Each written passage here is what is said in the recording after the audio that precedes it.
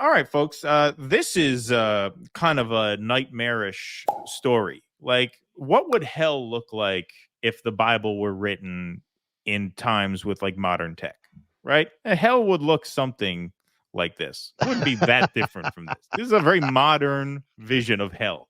Landlords have a secret weapon. Rents are soaring is a popular software to blame. So this is AI manipulating and artificially inflating the price of housing. Landlords have a lot of built-in leverage over renters.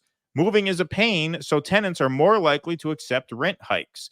Developing new apartments is expensive and time-consuming, which makes it tough for competitors to enter the market. Even during shaky periods for the economy, rents tend to hold steady or even climb. People still need to live somewhere. Over the past few years, the playing field tilted further in favor of landlords. Rents soared thanks to a shortage of apartment units, remote workers' desire for more space, and a daunting for sale market that kept many renters stuck in place. Big time apartment owners, it turns out, also had a secret weapon. A Texas company called RealPage, which sells software to property managers to help them set rents and juice their profits. Its algorithm tells landlords exactly how much rent they should charge for units in their buildings based on a potent mix of both public and non public data that property owners supply to the company. RealPage openly brags about its ability to help clients, quote, outpace the market in good times and bad. Outpace the market, which means artificially inflate the market if enough landlords sign up. And you actually don't need that many landlords to sign up nowadays because corporations are buying up the houses. So many housing units in so many cities are owned by a small handful of people. Right. In a new lawsuit against the company, Chris Mays, Arizona's AG, offered a translation. Outpace is code for charging higher prices than what would be charged in a market untainted by collusion, the complaint reads. This is price fixing, and it is illegal. The lawsuit is one of dozens that accuse RealPage of operating a vast conspiracy to overcharge renters via its prized algorithm. Critics say the cooperation between RealPage and apartment managers has emboldened landlords to raise prices, even if it means more units are left empty when the tenants are forced to leave. Without RealPage, the plaintiffs argue, landlords would be hesitant to jack up rents. Instead, they'd focus on keeping their buildings full. The cases offer a revealing glimpse at how corporate apartment owners rely on technology to wring every last dollar out of tenants who often have little idea how their rents are calculated or why a double-digit annual percentage increase is justified. But a win for the plaintiffs is far from guaranteed. Without hard evidence of shaky dealings in a smoke-filled back room, they'll likely have to prove that use of the algorithm and the cooperation it facilitated among apartment-owning competitors unfairly pushed up prices and ultimately did more harm than good. If the plaintiffs succeed, though, the ripple effects could extend well beyond rental housing. Algorithmic or dynamic pricing is used currently in a wide variety of industries, including hospitality, retail, transportation, and entertainment. These cases could provide a roadmap for class action lawyers to target those sectors too. In short, the lawsuits that started with apartment rents could one day change how we pay for everything. RealPage may not be a household name, but if you live in a major U.S. city, you've probably walked past or lived in an apartment that had its rent price set by the software. Its clients, as of 2020, the last year data was publicly available, included the 10 largest multifamily property management companies in the U.S. Its suite of services is used to manage more than 24 million units worldwide, according to the company's website. And as we'll read on in a few minutes, there are cities that have half of the units with their price set by this software. But to flesh this out a little bit more, More Perfect Union put out a pretty good video on this. And so we're going to take a look at this. This is a few minutes. What is RealPage? So RealPage is a company that operates software that allows landlords to input their data into an algorithm, and then RealPage sets the prices for all of those landlords. This is actually against the law. Attorney General Mays isn't the only one alleging this. Our allegations are that RealPage, in combination with 14 of the largest landlords here in the District of Columbia, are effectively colluding with one another to set rents. Across America, rent is up 20% since 2020. The Attorney Generals of Arizona and DC are suing RealPage and a host of big landlords, alleging that an algorithmic housing cartel is helping drive up prices. In the pre-RealPage days, landlords would compete with one another. They played a guessing game with rent prices. Push it too high and people move, leaving landlords hunting for new tenants. It was a delicate balance, a market. And I'm not sure if it was fair, but it wasn't rigged. An algorithm helped change all of that. We're talking about an algorithm that aggregates otherwise confidential information that the landlords have that ordinarily they would not share with their competitors. Data like rent prices, lease expiry dates, any deals they offer to tenants. That allows then the algorithm to spit out a pricing recommendation, all designed to keep the overall market at its highest peak. They are not charging what the market can bear. They are controlling the market. It's leading to the exacerbation of our affordability crisis, our housing crisis here in Arizona. If you could imagine a smoke-filled room where the landlords, the largest landlords in the District of Columbia, came together to decide what they were going to charge in rent, to share their confidential information, everybody would be able to see that that's an anti-competitive practice. Until recently, using shared pricing algorithms like this flew under the radar. If your algorithm set prices, you'd just say, it's not cheating, it's a suggestion. Not anymore. Lena Khan and the FTC have said, just a suggestion? That's price fixing, no excuses. And RealPage, according to the lawsuits, they weren't even pretending the prices were suggestions. RealPage has a system set up where the landlords who have adopted the system agree to a set of rules. One of the rules is that RealPage gets to set rent prices. If landlords want to charge less than the digital oracle suggests, they have to justify their decision. The justification needs to be reviewed by RealPage. RealPage can push back against the justification. And if you push back too much, RealPage can kick the landlord out of the scheme, with one insider telling investigators, sometimes we were happy to see customers go. They also had a policing agent that would go out and make sure that the landlords and their leasing agents were staying in line and not deviating from the price that was being set. This scheme. See, that's interesting. By the way, I had my mic settings all fucked up when we started the show. I apologize. I just fixed it. I just realized that. But anyway, sorry about that, folks. I probably sound a little better now. Anyway. So someone said something and I didn't say anything because you always get people who say that. Yeah, but you know what? No, but the reason because when we talked on the StreamYard yesterday, I couldn't talk to Russell on the phone yesterday because I left my phone charger in my wife's car and my phone was about to die. So we had to talk on StreamYard, and I turned my echo cancellation and my background noise settings on because we were talking with no mics and no headphones, and I forgot to set them back the right way. So I apologize about that. My fault. All right, we're gonna have to redo the first hour of the show. Let's go from the beginning. All right, let's go back. Yeah, let's go back. I feel like we could nail it this time. Yeah, right, exactly. That was a little rusty anyway. That was I think we'll have to just redo the first hour. Bear with us. No, but it's interesting that that little piece suggests that this is like the Uberification or the YouTubeification of real estate, because now these property owners are subject to the rules and guidelines, you will, of the software. So now, I mean, you can own a building and you get access to the perks that come with this software that basically rigs the market in your favor.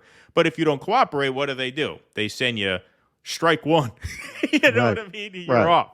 So they have them by the balls too. So this is how you can control the housing market from a laptop. This is what I mean. This is the ethos of tech. The ethos of big tech is we don't like to work. We like to own things and control people while doing as little work as possible. They're hacking property ownership.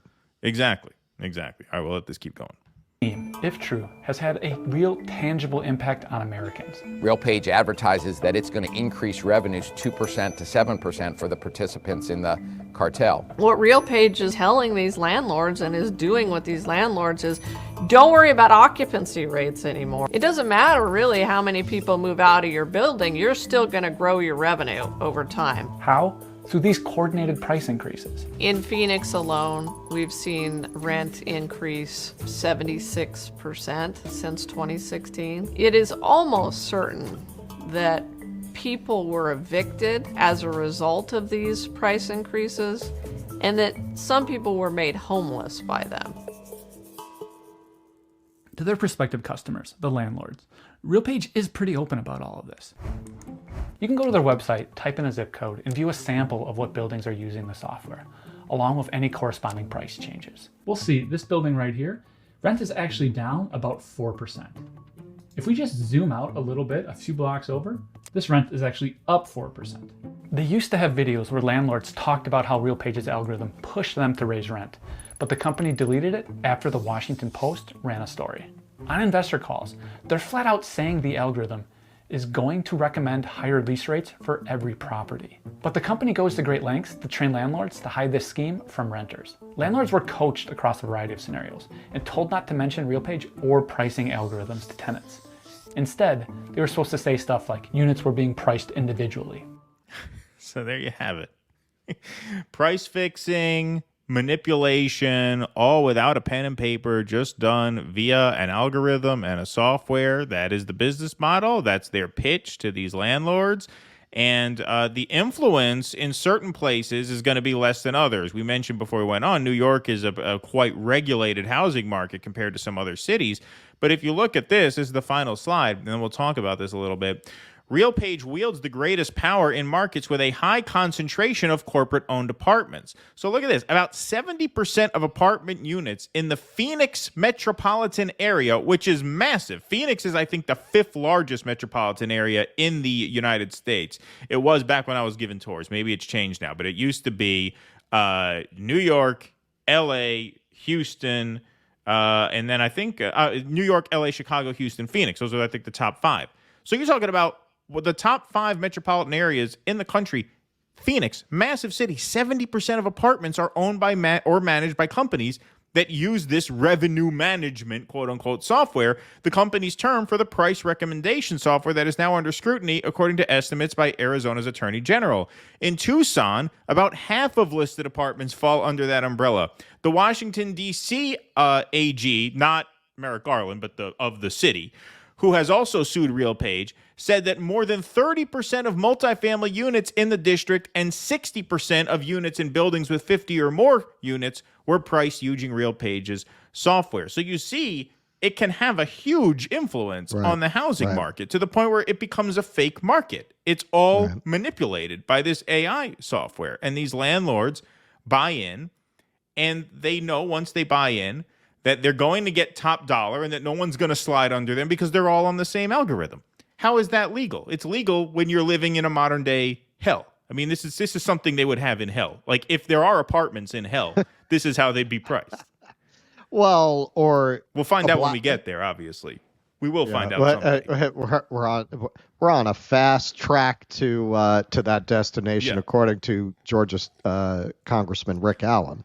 Yeah. By denying the rights of the people of Israel to the land. Plus the Mike Johnson joke, you can't say Mike Johnson. You can't call Mike Johnson the glory hole of the house. God's not going to forgive us for that. Do you want DueDissidence to be cursed by God of the Bible? No, I don't want that. No. We don't want that. Don't drag us into Congress. No, we're sorry. What do you need from us? We certainly don't want that.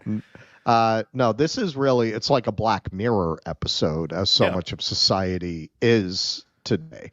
We're facing one of those moments in history, very much like the Gilded Age, where the people have been almost entirely disempowered, and corporate entities and the wealthy are going as far as they'll go. They will go as far as they can go. What ended that were workers coming out and being willing to literally get the shit beat out of them on strikes by strike breakers, who very often were ex-cops or moonlighting cops who would get hired by the corporations. And, it took decades of these kinds of pitched battles and fights and boycotts and strikes to really get the post-New Deal prosperity of the middle class That was all born of decades of struggle and fighting. These companies want to make us all slaves. They always did. This is just a new tech spin on that. It reminds me, actually, the second book was so bad nobody ever references the first one. But Ready Player One actually had a pretty interesting, the Spielberg film really doesn't get into it, but it had a pretty interesting vision of a future where, yes, like this outwardly benign tech dystopia, where if you have debt, they will make you go work in like an office cubicle with an ankle shackle on. Right. Like, would they not do that if they can? Would they not do that? You look at something like that and it's funny to us, but is that really out of the question? They will go as far as they can go, and it's very much the frog in the pot of boiling water. It happens 1 inch at a time, one algorithm at a time. First it started with the delivery apps, making it much harder for these restaurants to make money, but it's convenient for you, right? And at the same time, you had the rise of Amazon, which made it almost impossible to have an independent business. And now everybody's completely dependent on Amazon and shopping almost exclusively in some cases through Amazon. And it just creeps and it creeps and it creeps up until before you know it, tech has a kind of control over the entire economy and over the entire population that the old railroad barons could only have dreamt of. Exactly. And this part, I just want to zero in on 1 second here. I just want to bring this graph up. This is the rent increases over time. And as the video and the article mentions, landlords know going into this that they're not going to maximize the occupancy of their buildings. They are going to have vacant units as a result of this. But that's factored into the revenue maximization scheme. This is why you have to overthrow these people, because the market imperative is not to maximize sales, not to maximize volume of sales. In this case, not to maximize occupancy. It's to maximize profit. So when you go to a baseball game and the beers are $13, you think to yourself, well, wouldn't they sell way more beers if the beers were $7 as opposed to $13? Well, yeah, they'd sell a lot more beers that way, but they've worked it out where they could sell fewer beers at a much higher price and make more money. And make more money off of the fewer beers that they sell. Now, that's fair enough when the consumer product is beers at a baseball game. Beers are expensive at the game. If you can only afford one and not two, I mean, it's unfortunate if you like beer, but it's not the end of the world. When the product is housing, that is the end of the world, because the people who get locked out of that end up on the street, as that woman said in the video, right? That's why, you can't apply the same dynamics to one sector of life that you would to every other one, because there are certain sectors that are too big and too vital and too important for market forces to dominate that space. That's it. Like air travel. You can argue like air travel. Exactly. That's why you have so many nations that have a national airline that is actually subsidized and controlled by the public. Because I don't have to tell you, look at what's happening now. But this is really this is something that in New York, I suppose in other places, but New York has a notoriously brutal commercial real estate market. This is something you've long seen in the commercial real estate market, and it's a big contributing factor to destroying the culture of New York City. You used to have a place I used to love to go to, Amato Opera. It was actually an amateur opera company. They had their own space. It was right down the street from CBGB's, the old punk club. And it got closed by the landlord. And you would think, oh, wow, they must have gotten somebody in there who would pay a lot more. That place sat empty for 7 years because they are willing, very much like this, they're willing to leave it empty until they get someone they can hit over the head. Exactly. Because once they get the Chase Bank in there and they're going to pay quadruple, it's worth leaving it empty for 7 years. Right. Pays for all that vacant time. And not only does it pay for all of that vacant time, but they take a tax write-off during the years that it's vacant. So this is kind of bringing that's never really applied to the housing market in New York because you have the rent stabilization. It just doesn't make a lot of sense. But I am wondering, I want to look into this. I want to go onto the website and put in New York zip codes and see if it's active in New York. We talked about this before we got online. Most of New York's housing is heavily regulated, but above a certain amount, you go into the luxury category, which is a ridiculous amount by New York standards. It's something like, I forget what it is, like 5,000, like above 5,000, it's considered luxury. I'm curious to see if this is an operation on that end of the market, because New York lost more population per capita than anywhere in the country, but the rents month after month after month after month hit record highs. I have not been able to figure out why that is. Maybe this is a factor. Yeah, certainly could be. Please clap.